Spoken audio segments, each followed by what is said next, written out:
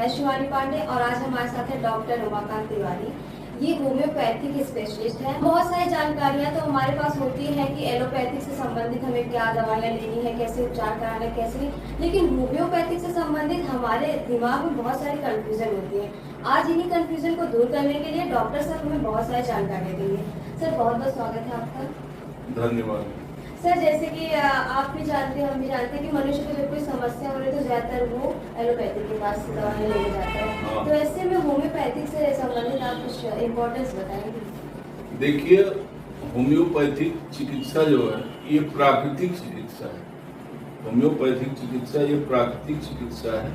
इसमें जितनी भी दवाइयां बनाई गई है होम्योपैथी, इसमें कोई साइड इफेक्ट नहीं होता है। आपको हम बताते हैं होम्योपैथ प्राकृतिक चिकित्सा इसलिए है कि ये जीन्स पर काम करती है। इसमें कोई भी मेडिसिन किसी भी डिजीज पर डायरेक्ट काम नहीं करती है, बल्कि शरीर में इतने जीन्स हमारे होते हैं, लगभग वो 45 लाख जीन्स हैं हमारे शरीर में, और उन जीन्स को ये प्रमोट करता है कि फला बीमारी को खत्म कर दो।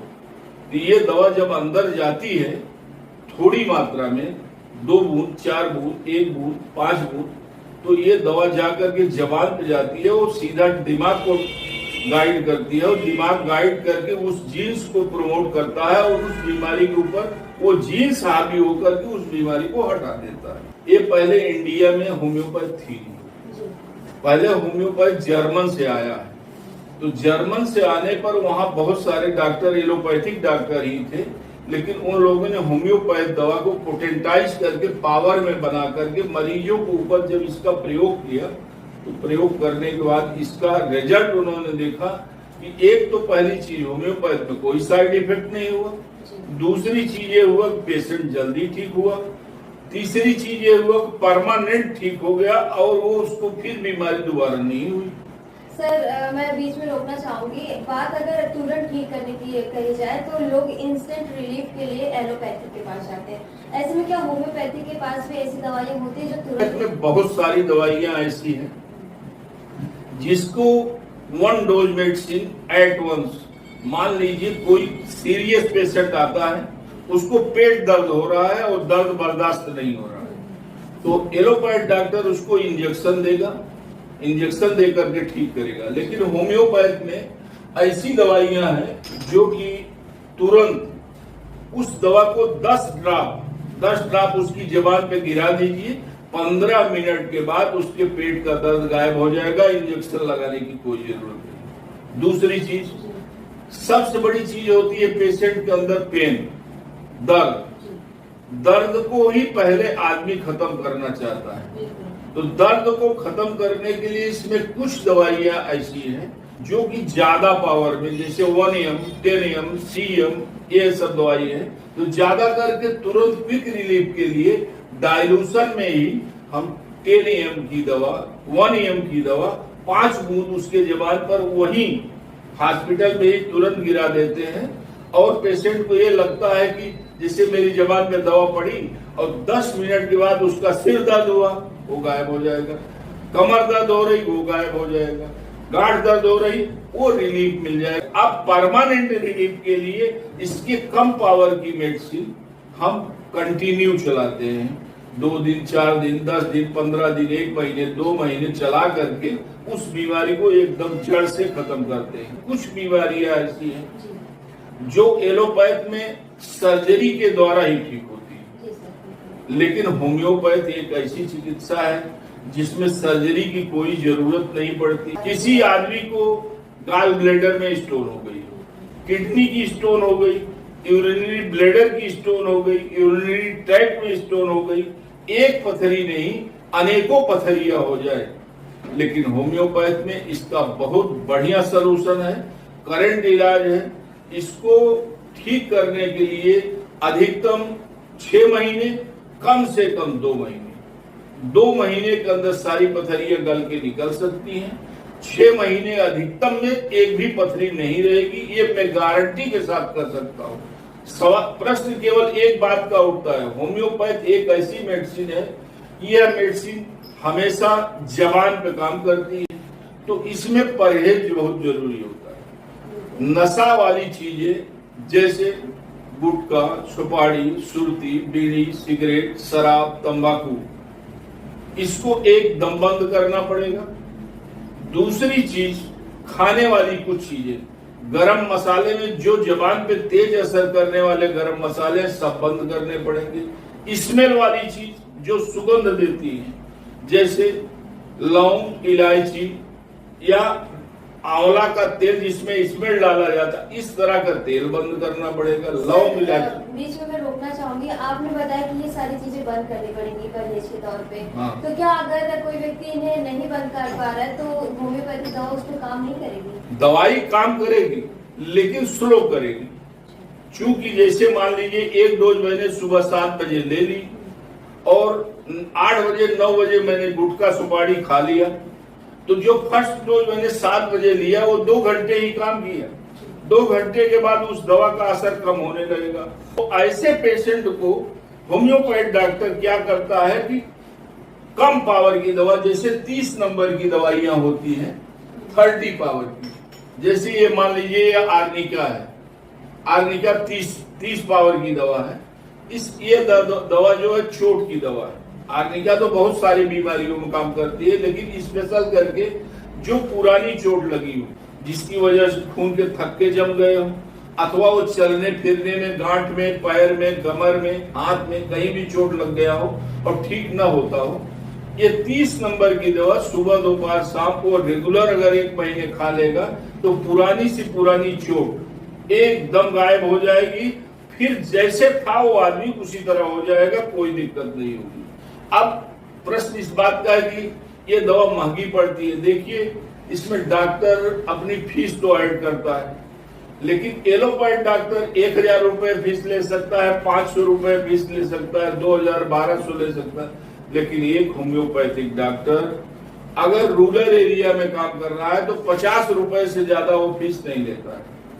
अगर वो कस्बे में बैठेगा तो वो 100 रुपए लेगा, और सिटी में चला जाएगा तो चूंकि कमरे का किराया, मकान का किराया और ये सारी व्यवस्थाएं करने में वो महंगा पड़ेगा सिटी में, तो वो 150 से 200 रुपए लेगा। लेकिन ये कंसल्टिंग चार्ज सबके साथ नहीं अलाउ होता है, क्योंकि इस दवा में हमको प्रॉफिट होता है। हम इस दवा को ओरिजिनल दवा ले आएंगे तो भी ये 100 ml को हम कम से कम 10 पेशेंट को देंगे। सर, बात अगर की जाए विश्वास ना करने की, तो क्या कारण है कि लोग होम्योपैथी के पीछे कम भागते हैं? क्योंकि होम्योपैथिक में डिले रिस्पांस है, देर में इसका लाभ मिलता है, इसलिए इससे लोगों को यह चाहिए तुरंत आराम हमको मिले। तो तुरंत आराम के लिए तो डॉक्टर उनको तुरंत आराम का होम्योपैथी ट्रीटमेंट देगा।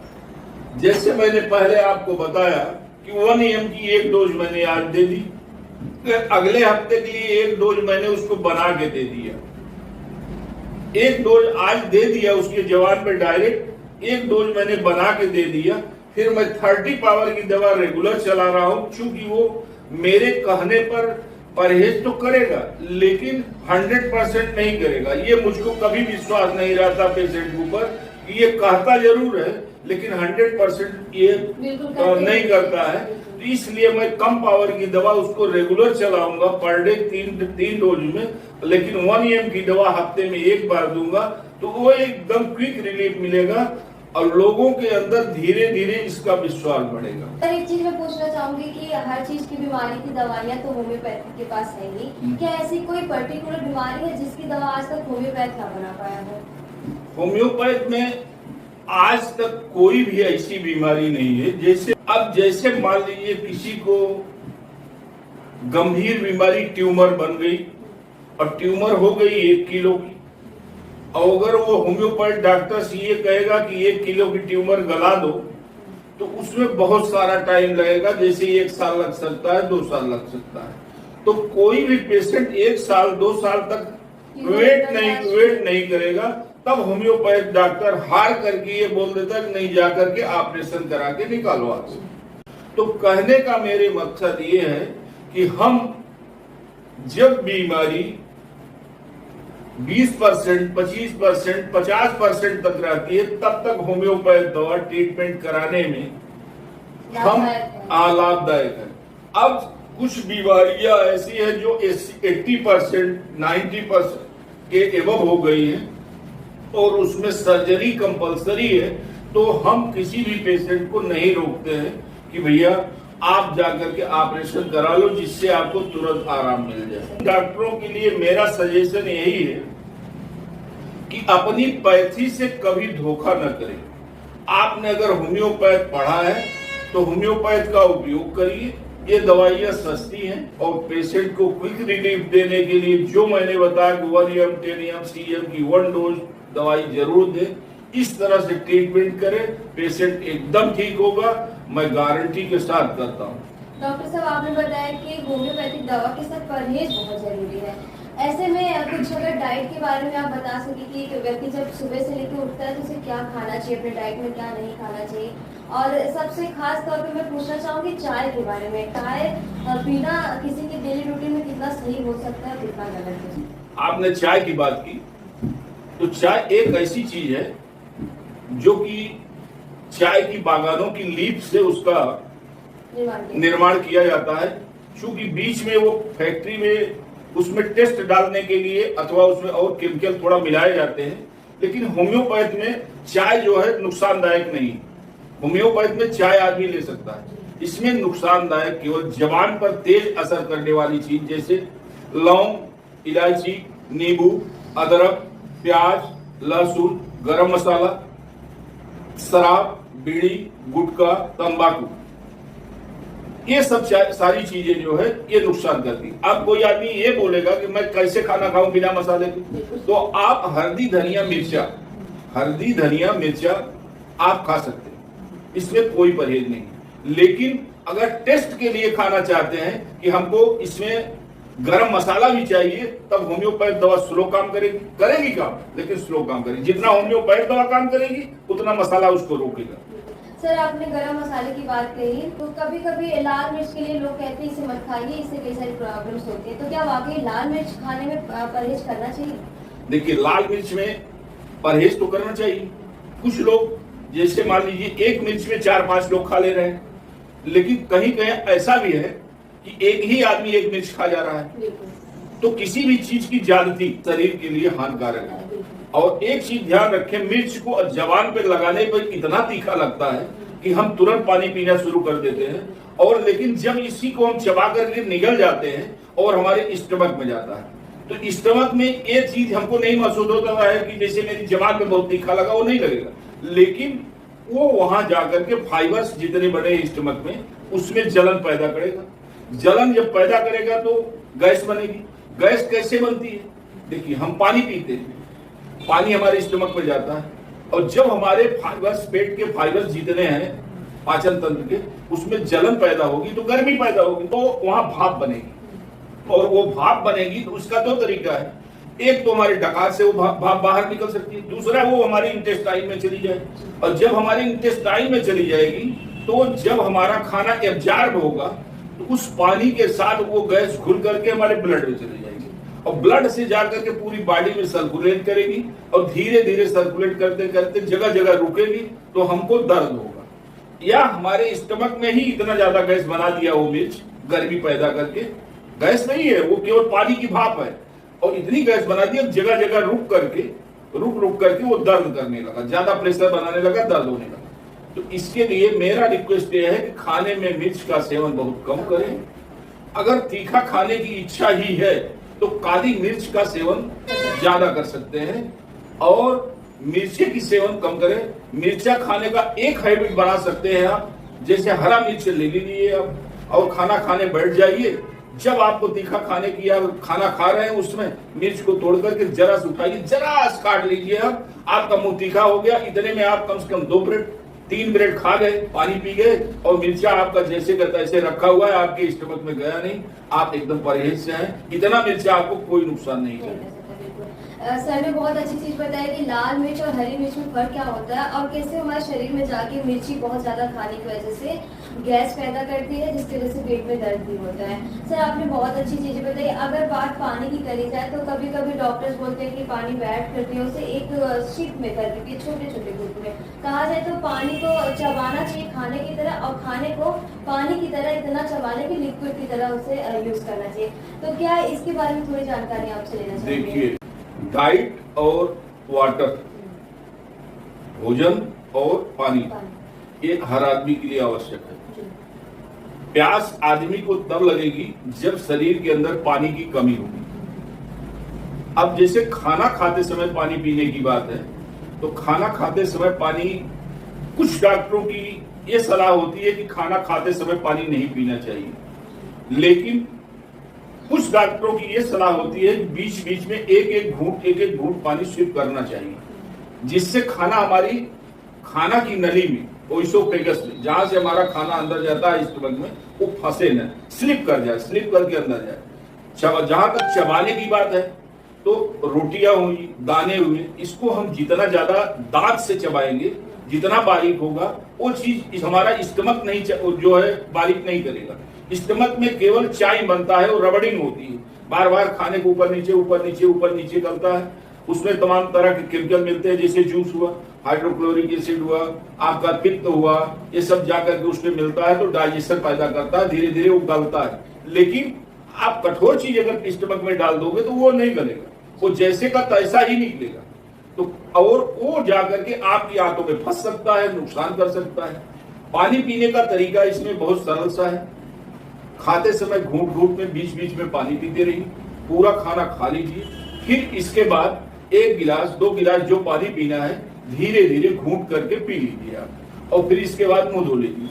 लेकिन 1 घंटे 45 मिनट तक आप वेट करिए। इसके बाद एक साथ 1 गिलास पानी धीरे धीरे करके पी लीजिए, 2 गिलास पानी पी लीजिए, पी करके रेस्ट करिए। खाना खाने के बाद तुरंत मूव नहीं करना चाहिए, कम से कम 5 मिनट 10 मिनट रेस्ट करना चाहिए, जिससे हमारे स्टमक में पहुंच करके वो एक जगह स्थिर हो जाए, और इस हमारा स्टमक अपनी प्रक्रिया जब शुरू कर देगा, तब आप कहीं भी जाएंगे आएंगे तो अनडाइजेशन आपको नहीं होगा। दूसरी चीज, एक डाइट से दूसरी डाइट के बीच में 4 घंटे का समय कम से कम होना चाहिए। जैसे मैंने सुबह 7 बजे नाश्ता किया, नाश्ते में कुल मिलाकर के मैंने 100 ग्राम या 100 ग्राम तक नाश्ता लिया और 1 गिलास पानी पिया, फिर इसके बाद 1 चाय मैंने पी ली, फिर मुझको 4 घंटे तक टाइम लेना चाहिए। 4 घंटे के बाद हमको लंच लेना चाहिए। सबसे ज्यादा अब इस समय बीमारी का सबसे बड़ा कारण मोटापा हो गया है, तो मोटापा का सबसे बड़ा कारण है चावल, जिसमें एक तो स्टार्च ज्यादा मिलती है, दूसरी चीज कार्बोहाइड्रेट भी मिलता है, तीसरी चीज इसमें फैट सबसे ज्यादा चावल में होती है। चूंकि आप वैसे उसका तेल नहीं अंदाज सकते हैं चावल का, लेकिन मैं एक नमूना बता रहा हूं आपको। चावल को जब पानी में बॉयल कर दिया जाता है और उसको निकाल कर एकदम पकने के बाद भी अलग से करके रख दिया जाता है, तो एक चावल दूसरे चावल से चिपकता नहीं। क्यों? अगर वहीं पर आप रोटी का टुकड़ा भिगा करके एक दूसरे के साथ रख दीजिए तो चिपक जाएगा, लेकिन चावल नहीं चिपकता, चूंकि उसमें तेल की मात्रा होती है। आपने सुना होगा कि मार्केट में राइस ब्राउन ऑयल बिकता है। ये राइस ब्राउन ऑयल जो है, चावल के छिलके से, चावल के कने से उसको तेल को निकाल करके मार्केट में बेचा जाता है। अब सोचिए कि चावल के छिलके में इतना तेल मिल रहा है कि वो मार्केट में बिक रहा है, और वही चावल आप 100 ग्राम 50 ग्राम में खा रहे हैं, तो आपको कितना तेल मिल रहा है?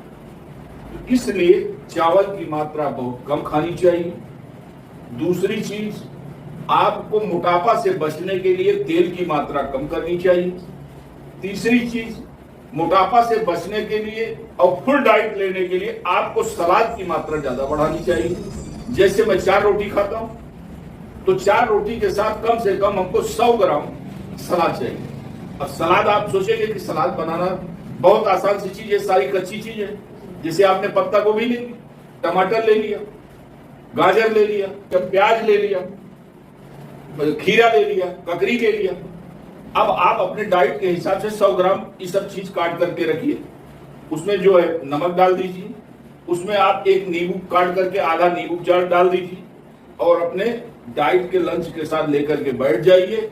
एक रोटी का टुकड़ा उठाइए, सलाद उसमें भरिए, दाल में जरा सा डुबाइए, मुंह में डालिए, चबाइए, सब्जी का एक टुकड़ा छोटा सा निकाल के मुंह में डाल लीजिए। आपको पूरा टेस्ट मिलेगा और आप पूरा खाएंगे।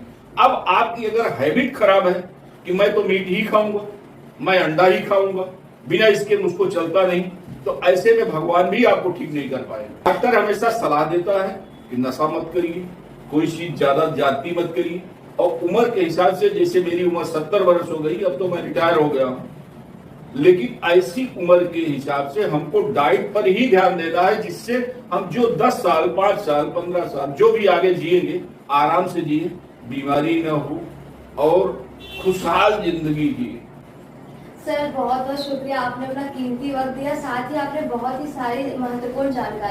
आप देख रहे थे अभी हमारे साथ उमाकांत तिवारी जिससे बात हुई। डॉक्टर साहब ने बहुत सारी ऐसी डाइट बताई जो कि हम आमतौर पर उन्हें अवॉइड करते हैं, लेना नहीं चाहते, और खासतौर पर आजकल के बच्चे जो बाहर की चीजें खा रहे हैं, घर की चीजें नहीं खा रहे हैं, वो सलाद की मात्रा बहुत कम ही खा रहे हैं, या कहा जाए तो बच्चे तो सलाद खाना ही नहीं चाहते हैं। तो डॉक्टर साहब ने बहुत सारी चीजों से हमें अवगत कराया कि अपने डाइट में हमें क्या क्या शामिल करना चाहिए, जिससे हमारा शरीर स्वस्थ रहे और हमारा जीवन सुखदमय रहे। इसके साथ ही आज का शो समाप्त होता है। धन्यवाद।